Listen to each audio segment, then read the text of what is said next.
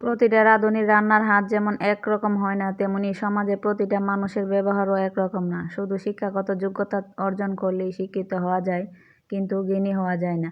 জ্ঞানী সেই ব্যক্তি যে সুশিক্ষায় শিক্ষিত। অনেক শিক্ষিত ব্যক্তির আচরণে অনেক অসামঞ্জস্যতা দেখা যায়, আবার অনেক অশিক্ষিত ব্যক্তির ব্যবহার আচরণে মুগ্ধ হয়ে যাবেন আপনিও।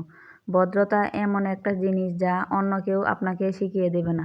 সেটা সম্পূর্ণই আপনার নিজস্বতা। অন্যদিকে আপনি যদি সত্যিই সুশিক্ষায় শিক্ষিত একজন ব্যক্তি বা ভদ্র ব্যক্তি হন, তাহলে কেউ আপনাকে অভদ্র বানাতে পারবে না।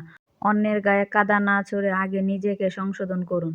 একজন ভদ্র সুশিক্ষায় শিক্ষিত ব্যক্তি পারে একটা সুন্দর সমাজ গঠন করতে, আর একটা সুন্দর সমাজই পারে একটা সুন্দর রাষ্ট্র উপহার দিতে। তাই অবশ্যই সবার আগে নিজেকে সংশোধন করুন।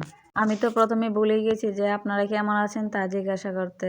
আসসালামু আলাইকুম, কেমন আছেন সবাই? আশা করি ভালো আছেন। আলহামদুলিল্লাহ, আমিও ভালো আছি।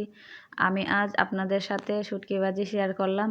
প্রথমে আমি কড়াইতে তেল দিয়ে এর মধ্যে দিয়ে দিলাম কিছু কুচানো পেঁয়াজ, দিয়ে দিলাম কিছু রসুন। পেঁয়াজ রসুন হালকা ভাজা হওয়ার পর দিয়ে দিলাম 1/2 চামচ লবণ দিয়ে আর একটু ভেজে নিলাম।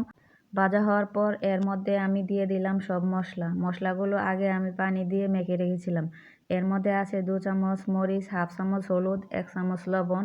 এরপর আমি মশলাগুলো ভালোভাবে ভেজে নিয়েছি। তারপর বাটি ধুয়ে কড়াইতে পানি দিয়ে নিলাম মশলাটা ভালোভাবে কষানোর জন্য। আবার আগে থেকে গরম পানিতে ভিজানো শুটকি আমি এখন পাটায় হালকা বেটে আনবো। বেটে আনার কারণ, আমি সবসময় শুটকি ভাজি করলে এভাবে হালকা বেটে দিই। এভাবে থেতলিয়ে দিলে আমার কাছে মনে হয় শুটকি ভাজি অন্যরকম একটা মজা লাগে। আর আমার মতো কারা কারা শুটকি ভাজি করলে শুটকি এভাবে থেতলে দেন, কমেন্টে জানাবেন। আর আমার রান্নাটা যদি আপনাদের কাছে ভালো লাগে তাহলে শেয়ার করে দিবেন, লাইক, কমেন্ট এবং ফলো দিয়ে পাশে থাকবেন। এখন আমি সব মশলা আর শুটকিগুলো ভালোভাবে কষিয়ে নেব। কষানো হলে এর মধ্যে কিছু ধনিয়া পাতা দিয়ে আমি নামিয়ে নেব। আসসালামু আলাইকুম, সবাই ভালো থাকবেন আর বেশি বেশি করে আমার ভিডিও দেখে আমাকে এগিয়ে নিয়ে যেতে সাহায্য করবেন।